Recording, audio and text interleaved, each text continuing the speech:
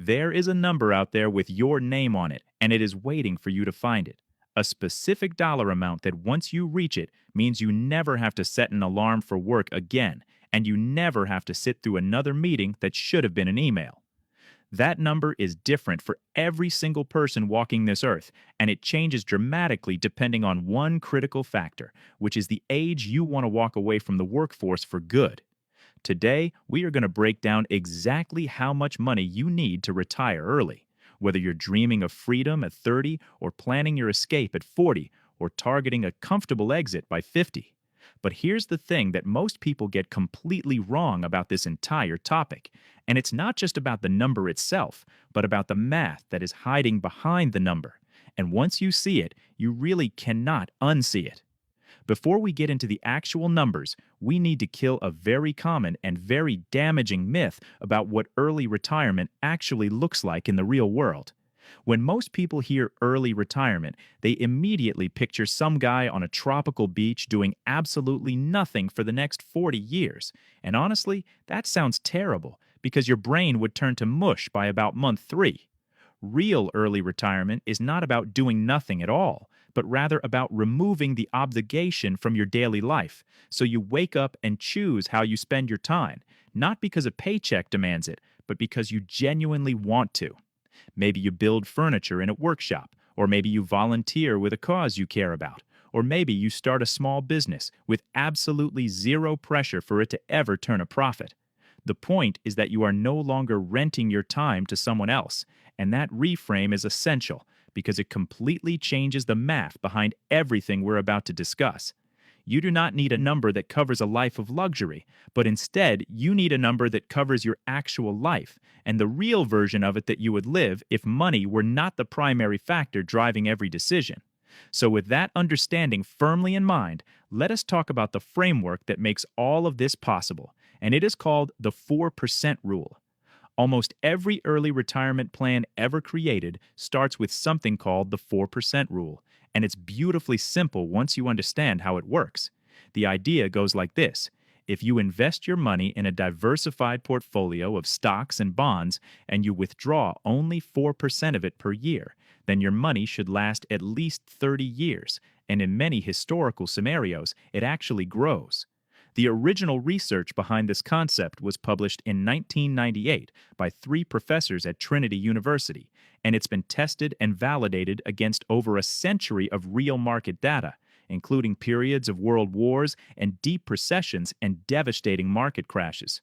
So the formula actually flips the traditional question on its head, because instead of asking, how much do I need to save, you ask yourself, how much do I actually spend each year? And then you multiply that annual spending number by 25, and that's your retirement target.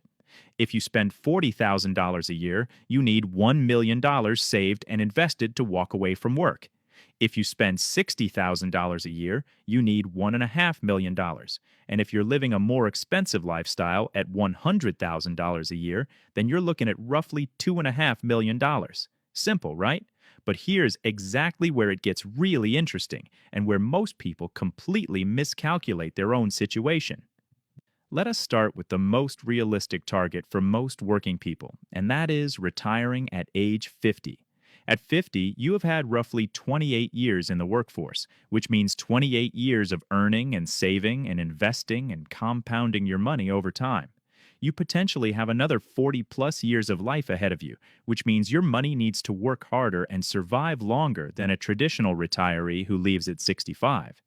Let's say your annual spending is around $50,000, which is a comfortable life in many parts of the country and the world without being extravagant or restrictive.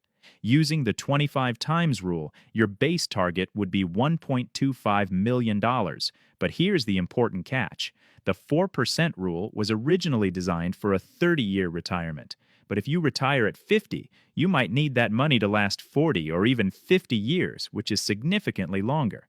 So many financial planners suggest dropping your withdrawal rate to 3.5% or even 3% for a larger safety margin, and that bumps your number up. At 3.5%, you would need approximately $1.43 million, and at 3%, you would need roughly $1.67 million. Now, here's the good news, because if you start investing $1,800 a month at age 25 and earn an average 7% annual return after inflation, you would have approximately 1.4 million by age 50.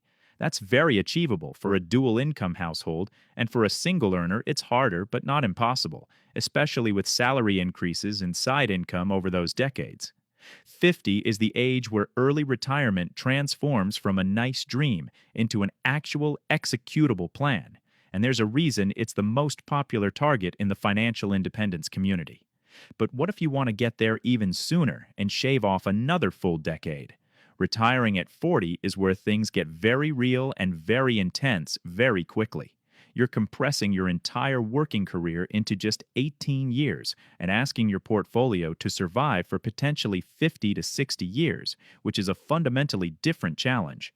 Same $50,000 in annual spending, but because your money needs to last so much longer, most experts recommend a withdrawal rate closer to 3% or even lower.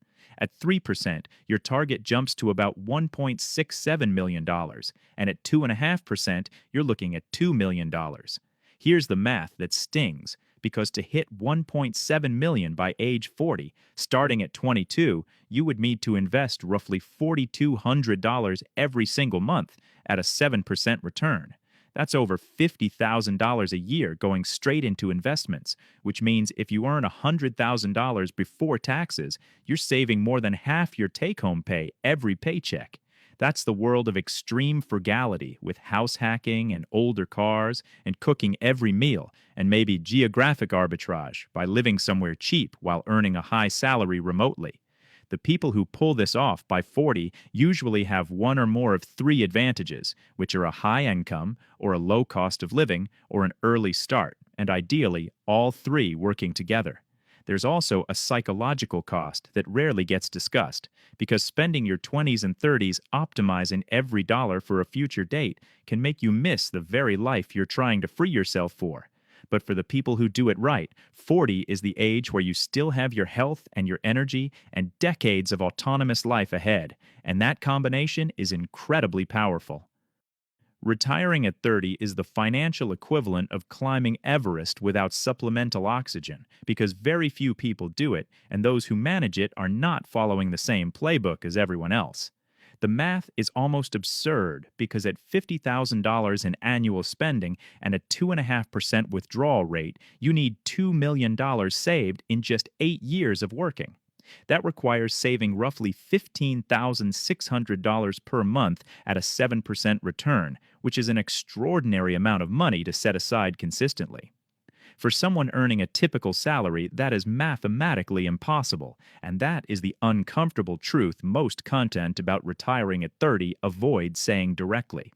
It almost always requires an extraordinarily high income from software engineering at a major tech company, or investment banking, or successful entrepreneurship, or a significant windfall like a business exit or an early investment that exploded in value.